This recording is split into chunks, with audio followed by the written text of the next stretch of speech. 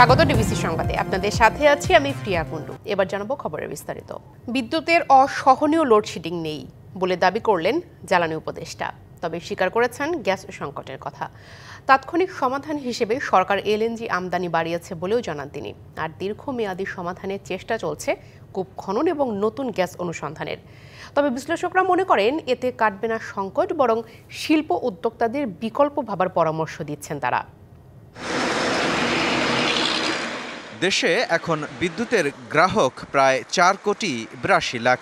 আবাসিক, শিল্প ও বাণিজ্যিক মিলিয়ে গরম মৌসুমে গড়ে বিদ্যুতের চাহিদা ছাড়িয়েছে 17,000 মেগাওয়াট। কিন্তু বিদ্যুৎ কেন্দ্রের জ্বালানি সংকটে চাহিদা মতো করা যায় না উৎপাদন। এতে করে ঘাটতি মেটাতে প্রতিদিন করতে হয় লোডশেডিং। শিল্প কারখানায় বিদ্যুৎ বিভ্রাট ভয়াবহ আকার ধারণ করলেও উপদেষ্টার দাবি অসহনীয় লোডশেডিং নেই এবার। বিদ্যুতের কোনো অসুবিধা নাই, এতে বিদ্যুৎ যে বলছে এটা ঠিক না। বিদ্যুতের কোনো লোডশেডিং নেই, 50-60 megawatt all over the country, ওইটা ফ্যাকচুয়াল না। এদিকে বিদ্যুতের পাশাপাশি তীব্র গ্যাস সংকটে নাকাল শিল্প কারখানাগুলো। সংকটের কথা স্বীকার করে তার সমাধানে অনুসন্ধান বাড়ানোর কথা জানান জ্বালানি সচিব।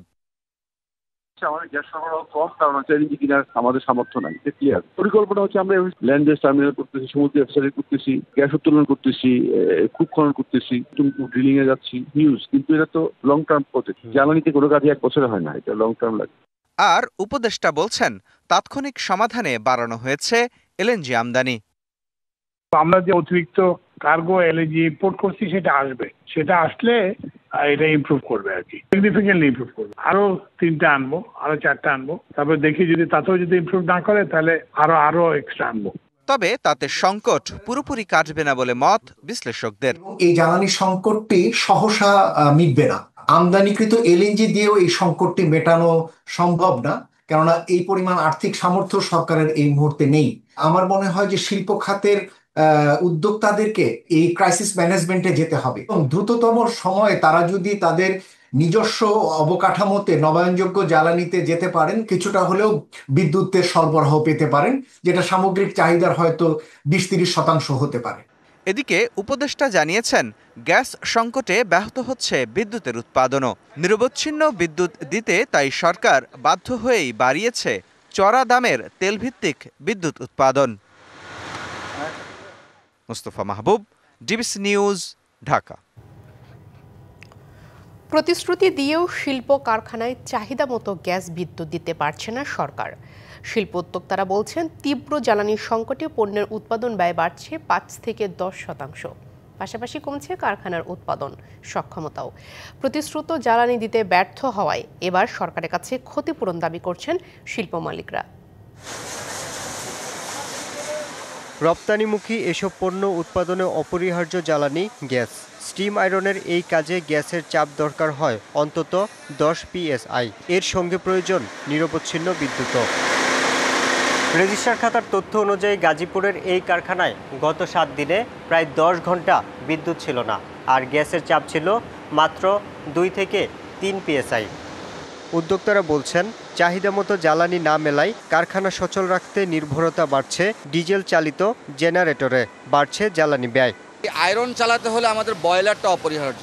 তো বয়লার আমরা যখন ঠিকমতো চলে না, তখন সকালের সেশনে আমাদের এই কাজ কিন্তু অনেক ইন্টারাপ্ট হয়। বাইরের চাহিদা মোতাবেক অন টাইম শিপমেন্টের যে একটা প্ল্যান থাকে সেটা আমরা মিট করতে পারি না। প্রতিশ্রুত জ্বালানির অভাবে ব্যয় বৃদ্ধির পাশাপাশি বাড়ে পণ্যের অপচয়ও।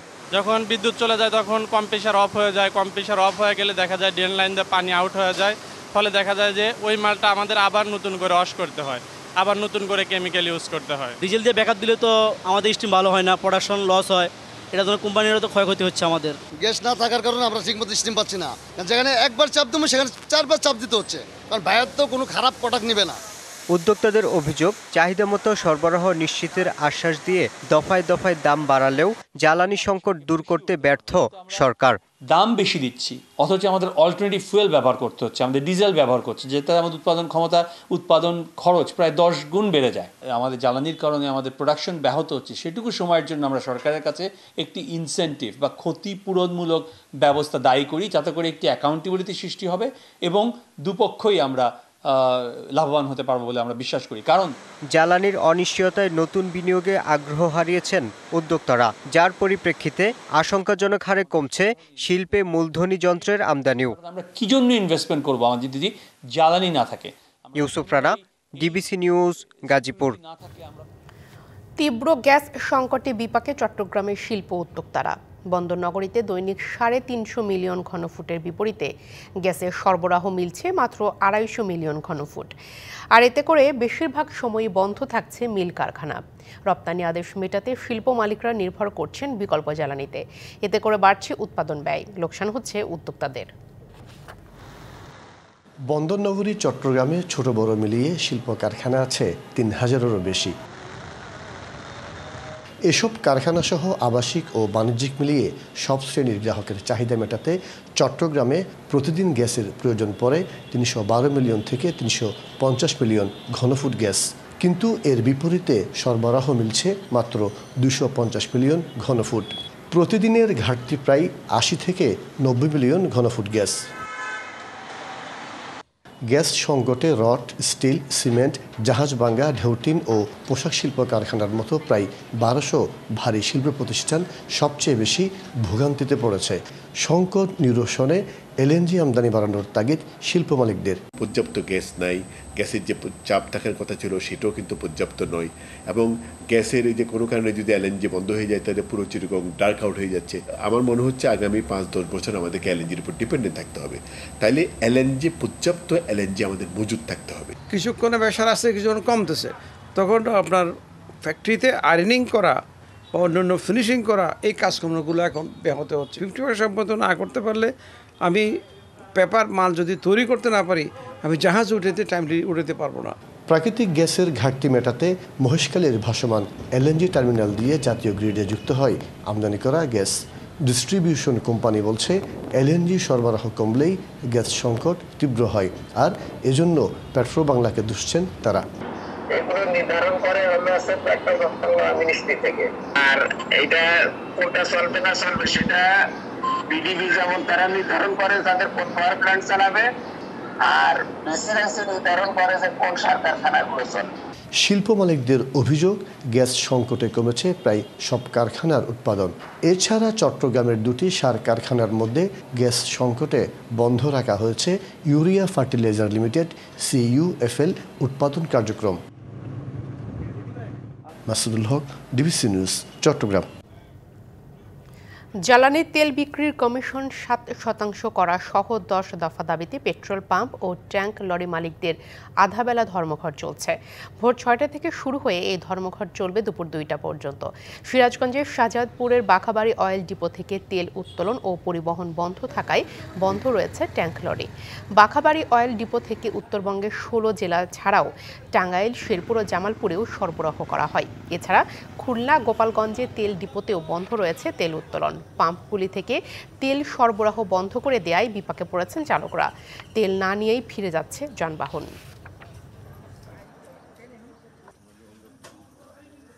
তাই বর্তমানে বাজার রাস্তায় গেলে পুলিশ ধরে, কাগজপত্র থাকাকালীন গাড়ির কেস দেয়, টাকা পয়সার দাবি করে। এই জন্য আমাদের মনে করেন পাম্প শ্রমিক মালিকরা, গাড়ির মালিকরা সবাই এটা দাবি দিচ্ছে। রংপুর থেকে আসছে, এসে তো দেখি যে ধর্মঘট দাবিগুলো সরকার মানে নিত, তাড়াতাড়ি গাড়িগুলো ছেড়ে দিত। চট্টগ্রাম বন্দর বিদেশিদের হাতে তুলে দেওয়ার সিদ্ধান্তের প্রতিবাদে বন্দরে অবস্থান ধর্মঘট পালন করছে শ্রমিক দল। বন্দর ভবনের মূল ফটকের সামনে অবস্থান নিয়ে তারা এই কর্মসূচি পালন করছেন। এছাড়া আগামীকাল সকাল থেকে বন্দরের জেটি সড়ক অবরোধের ঘোষণা দিয়েছে শ্রমিক দল। বন্দরে বিদেশি অপারেটর নিয়োগের প্রতিবাদে শনিবার বিক্ষোভ মিছিল এবং সমাবেশ থেকে এই কর্মসূচি ঘোষণা করা হয়। এ সময় বক্তারা বলেন, বিদেশি অপারেটরের হাতে বন্দর তুলে দেওয়া হলে কঠোর কর্মসূচির পাশাপাশি বন্দর অচল করে দেওয়া হবে।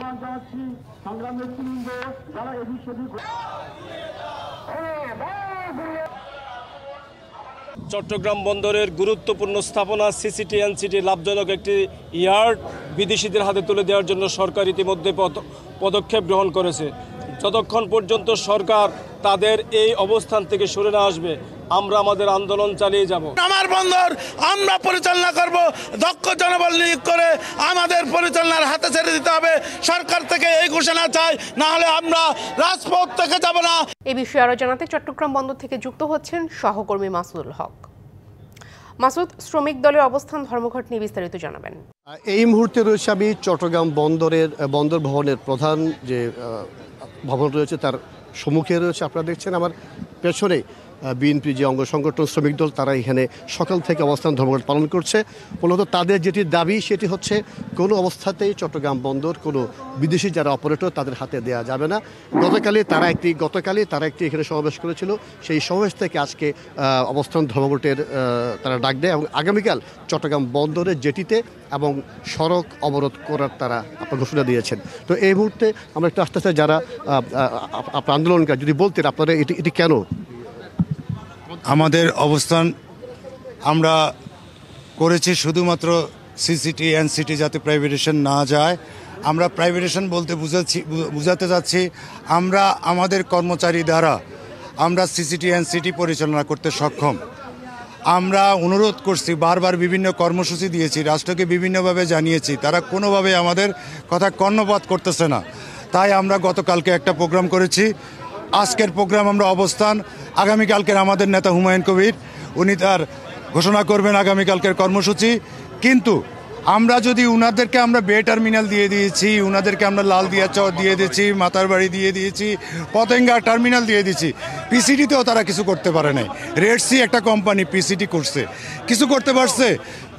12% কাজও করতে পারে নাই। আপনাদের যদি দাবি মেনে না নেওয়া হয় সেক্ষেত্রে আপনারা কি করবেন? আমরা আস্তে আস্তে পর্যায়ক্রমে নিয়ম অনুযায়ী আমরা কঠিন কর্মসূচির দিকে যাব।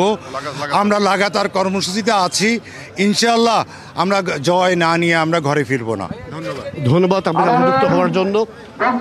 আপনারা শুনছেন আসলে যারা বন্দরে যারা আন্দোলন করে তারা যেটি বলছেন, যদি কোনো বিদেশি অপারেটরকে দেওয়া হয় সেক্ষেত্রে তারা পুরো বন্দর অচল করে দিবেন এবং তাদের দাবি মেনে না নেওয়া পর্যন্ত তাদের যে এই কর্মসূচি সেটি তারা পালন করবেন। এই ছিল আমার কাছে চট্টগ্রাম বন্দর থেকে সর্বশেষ খবর। মাসুদ, ধন্যবাদ আপনাকে। বিএনপি, জামায়াত ও এনসিপির পর দেশের অন্যান্য রাজনৈতিক দলের সঙ্গে আজ বৈঠক করবেন অন্তর্বর্তী সরকারের প্রধান উপদেষ্টা ডক্টর মোহাম্মদ ইউনূস। বিকেল 5টায় প্রধান উপদেষ্টার সরকারি বাসভবন যমুনায় এই বৈঠক অনুষ্ঠিত হবার কথা রয়েছে। দেশের পরিবর্তিত পরিস্থিতিতে প্রধান উপদেষ্টা এই বৈঠক ডেকেছেন বলে তার প্রেস উইং থেকে জানানো হয়েছে। বৈঠকে বিভিন্ন রাজনৈতিক দলের পাশাপাশি জুলাই গণ অভ্যুত্থানের পক্ষে থাকা অন্যান্য দলের একজন করে প্রতিনিধিকে আমন্ত্রণ জানানো হয়েছে। জানা গেছে বৈঠকে হেফাজতে ইসলাম বাংলাদেশ, ইসলামী আন্দোলন বাংলাদেশ, গণ অধিকার পরিষদ, বাংলাদেশ খেলাফত মজলিস, আমার বাংলাদেশ পার্টি, এবি পার্টি, জমিয়তে উলামায়ে ইসলাম, খেলাফত মজলিস ও নেজামে ইসলামী পার্টির শীর্ষ নেতারা এই বৈঠকে অংশ নেবেন। ধারণা করা হচ্ছে বৈঠকে সংস্কার, নির্বাচন এবং স্বৈরতন্ত্রের সঙ্গে জড়িত ব্যক্তিদের বিচার নিশ্চিত করতে অন্তর্বর্তী সরকারের করণীয় নিয়ে পরামর্শ দেবেন এসব দলের নেতারা। শনিবার দেশের পরিবর্তিত পরিস্থিতিতে প্রধান উপদেষ্টা এই বৈঠক আহ্বান করেন। নানা আয়োজনে দেশ জুড়ে উদযাপন করা হচ্ছে জাতীয় কবি কাজী নজরুল ইসলামের ১২৬তম জন্মবার্ষিকী। সকালে ঢাকা বিশ্ববিদ্যালয়ের সমাধিতে শ্রদ্ধা নিবেদন করে কবির পরিবার। শ্রদ্ধা জানান বিশ্ববিদ্যালয়ের উপাচার্য অধ্যাপক নিয়াজ আহমদ খানের নেতৃত্বে শিক্ষক, শিক্ষার্থী ও কর্মকর্তারা। সেখানে সমাধিতে পুষ্পস্তবক অর্পণ ও ফাতেহা পাঠ করা হয়। বিএনপির পক্ষ থেকে শ্রদ্ধা নিবেদন করেন রুহুল কবির রিজভী। এ সময় তিনি বলেন, জুলাই অভ্যুত্থানের যে আন্দোলন সেখানে নজরুল আমাদের অনুপ্রেরণা জুগিয়েছেন। আমাদের জাতীয় কবি কাজী নজরুল ইসলাম, আমরা দ্রোহের সময়, আমরা অত্যাচারীর শৃঙ্খল ভাঙতে, আমরা হাসতে হাসতে তার গান গাইতে গাইতে আমরা কারাগারে গেছি, আমরা মিছিলে গেছি, আমরা তার গান গাইতে গাইতে আমরা স্লোগান দিয়েছি। তাই আমাদের সকল সময়, আবার শান্তির সময় আমরা তার গানে উদ্বুদ্ধ হয়েছি। প্রেম, প্রকৃতি, ভালোবাসা, এমনকি আমাদের যে ধর্মীয় উৎসব, প্রত্যেকটি ক্ষেত্রে মানে আমাদের জাতীয় জীবন, ব্যক্তিগত জীবনের প্রতিটি পরতে পরতে কাজী নজরুল জাতীয় কবি আমাদেরকে উদ্বুদ্ধ করেন, আমাদেরকে আনন্দিত করেন, আমাদেরকে অঙ্গীকারবদ্ধ করেন।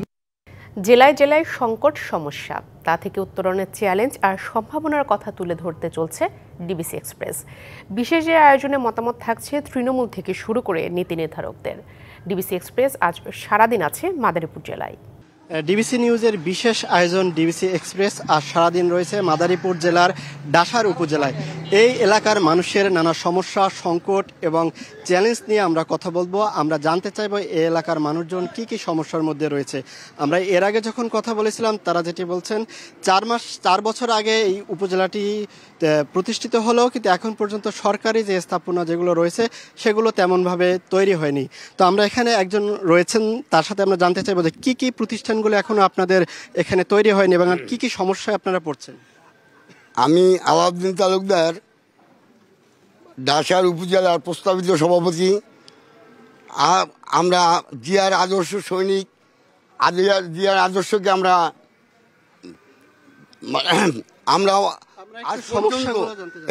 ফ্যাসিস্ট সরকার চলে যাওয়ার পর আমরা আর তেমন কোনো উপকৃত মানে মূল্যায়ন তেমন পাইতেছি না, কেন আমাদের এখানে তেমন কোনো অফিস আদালত এখন অদ্যাবধি আসে নাই।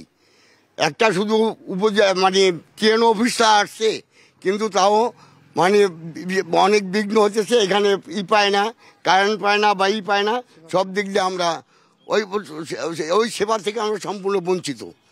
তারপর আমাদের এই এলাকার রাস্তাঘাটের বেশি অবহেলিত এবং রাস্তাঘাট দিয়ে চলা ভ্যান রিক্সা চলতে আমাদের বেশি বিঘ্ন হতেছে।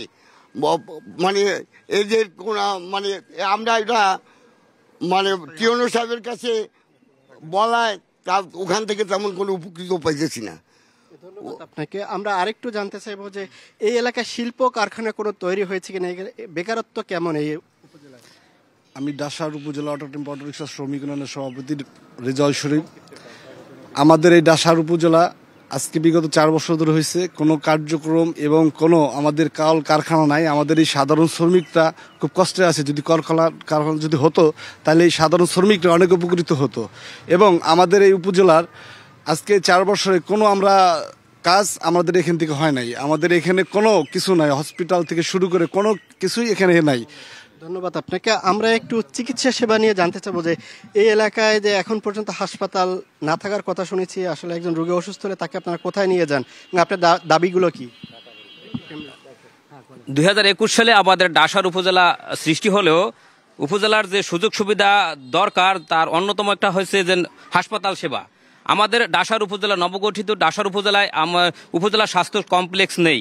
এখানে আমাদের খুবই ভোগান্তির শিকার হতে হয়। আমাদের উপজেলার যে দুর্গম এলাকা আছে সেখান থেকে মানুষের যে প্রাথমিক চিকিৎসাটা দরকার সেই চিকিৎসাটা পেতেও তাকে সুদূর কালকিনি যেতে হয় এবং মাদারীপুরে যেতে হয়। আমাদের সবসময় বাচ্চাদেরকে নিয়ে আমাদের খুব টেনশনে থাকতে হয়। একটু জ্বর, একটু পাতলা পায়খানা হলে আমাদের মেন্টাল প্রেশার সৃষ্টি হয়ে যায় যে কোথায় নিয়ে যাবো আমরা। তাই আমাদের সরকারের ঊর্ধ্বতন কর্তৃপক্ষের প্রতি আমাদের বিনীত অনুরোধ, আমাদের উপজেলায় আমরা দ্রুত উপজেলা স্বাস্থ্য কমপ্লেক্স দিয়ে প্রতিষ্ঠা করে আমাদের উপজেলার চিকিৎসা ব্যবস্থাকে একটা প্রাথমিক পর্যায়ে নিয়ে আসার জন্য সরকারের প্রতি বিনীত অনুরোধ করছি। আমরা আরেকজনের সাথে কথা বলবো। এই এলাকার সড়কগুলোর কিরকম অবস্থা রয়েছে, কাঁচা সড়ক কেমন রয়েছে, বর্ষা আসলে আপনারা কি ধরনের দুর্ভোগে পড়েন? আসসালামু আলাইকুম।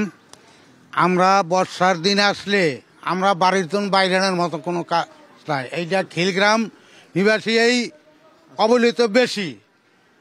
এই ইহেরতন বেলতলার এই কাদিবাড়ির মোড় পর্যন্ত এই জিনিসটার মধ্যে আমরা আনার মতো কোনো এত যে কষ্ট হয়, একটা ভ্যান নিয়ে 5 কেজি ধান নিয়ে যে বাড়ি যাইবে এরকম কোনো ভ্যান চালার মতো কোনো কায়দা নাই। আমরা চাই এই রাস্তাটা দ্রুত, এই রাস্তাটা আমরা চাই একবারে দ্রুত। এইরকম সচরাচর রাস্তা আছে, উপজেলার কোনো কার্যকলাপ, উপজেলার নামেই উপজেলা কিন্তু কার্যকলাপ কোনো উপজেলার এখন পর্যন্ত হয় নাই। শিক্ষা ব্যবস্থাটা কেমন? শিক্ষা ব্যবস্থার আগে আমি একটু কথা বলে, আমি ইউপি সদস্য হিসেবে আমি একটু বলতে চাই, নতুন বিয়ে করা নতুন বউর মতন ঢোলডগর পিঠে আমার উপজেলাটা হয়েছে। কিন্তু নতুন বউরে বিয়ে করে আনার পরে যদি তার আনুষ্ঠানিকভাবে অনেক খরচা আছে, পালতে গেলে শাড়ি করি চুরি পোশাক সব কিছুই লাগে। তাই উপজেলাটা আমি এইটাই বুঝাইতে চাচ্ছি, নতুন বউ দিয়া শুধু ঢোলডগর পিঠে বউটা আইনে দিলেন কিন্তু এর যে বাস্তবায়ন করতে গেলে যেগুলো দরকার, যে ভবনগুলো দরকার, যে শিক্ষা প্রতিষ্ঠানগুলো দরকার, আপনি কি বলে উপকরণ যেগুলো দরকার, কিছুই তো আসে নাই। যেখানে সরকারিভাবে একটা উপজেলায় আপনার হসপিটাল বলেন, তারপরে ব্যাংক ব্যালেন্স বলেন, ব্যাংক বলেন, তারপর একটা স্টেডিয়াম বলেন, এভরিথিং, তার মধ্যে যদি 20টার মধ্যে যদি 2টা অফিস আসে, আরগুলা কোথায় যায় মানুষ? আমি ইউপি সদস্য হিসেবে আমি বলতে পারি 4 বছর আমার মেম্বারের বয়স, আমি এখন পর্যন্ত একটা কল ভাগে পাই না আমার ওয়ার্ডে দেবো। তাহলে আমি কি মেম্বারি করব, কি জনসেবা করব? আমার ওয়ার্ডের ভিতরে একটা মসজিদের একটা রাস্তা আমি 3 বছর আগে এটা আবেদন করে রাখছি, এই টেন্ডার বরাদ্দ নাই করতে করতে। আপনাকে আমাদের সাথে যুক্ত হওয়ার জন্য। আমরা দুপুর 2টা বাজে এই একই উপজেলার অন্য একটি জায়গা থেকে এই এলাকার যে সমস্যা যেগুলো রয়েছে সেগুলো জানার চেষ্টা করব এবং রাত 9টায় এসব সমস্যার সমাধানে কর্তৃপক্ষ কি ভূমিকা নেয় এই বিষয়গুলো তাদের থেকে জানার চেষ্টা করব।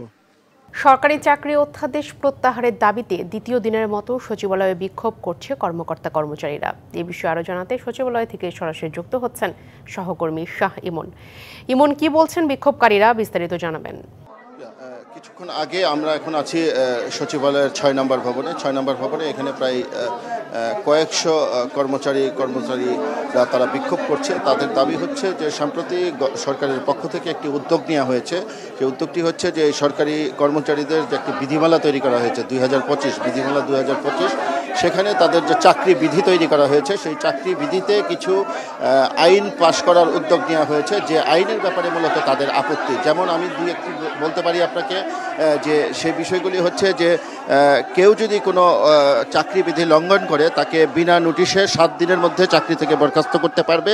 পাশাপাশি বিভাগীয় যে সমস্ত মামলা রয়েছে, আগে বিভাগীয় মামলার মাধ্যমে দোষী প্রমাণিত হলে তার বিরুদ্ধে ব্যবস্থা নিতে পারত। তো এখন এই বিধিমালাতে কোনো ধরনের বিভাগীয় মামলা ছাড়াই 7 দিনের নোটিশে তাকে চাকরি থেকে বরখাস্ত করা যাবে।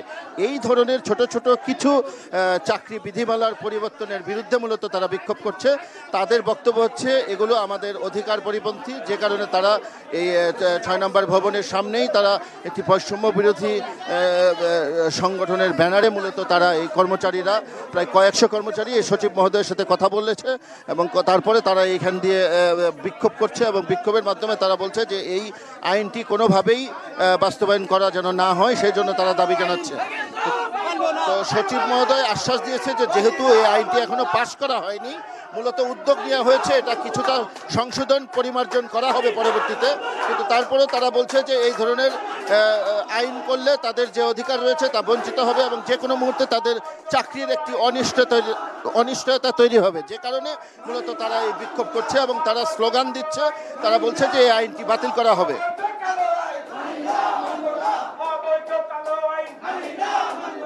এই বিষয়ে আমি একটু আপনাকে জানাতে পারি যে এখানে যারা আন্দোলন করছে তারা তাদের বক্তব্য একটু আমি আপনাকে শোনাতে পারি। আপনি একটু বলেন তো যে আপনারা কি দাবিতে সংক্ষেপে। ধন্যবাদ আপনাকে।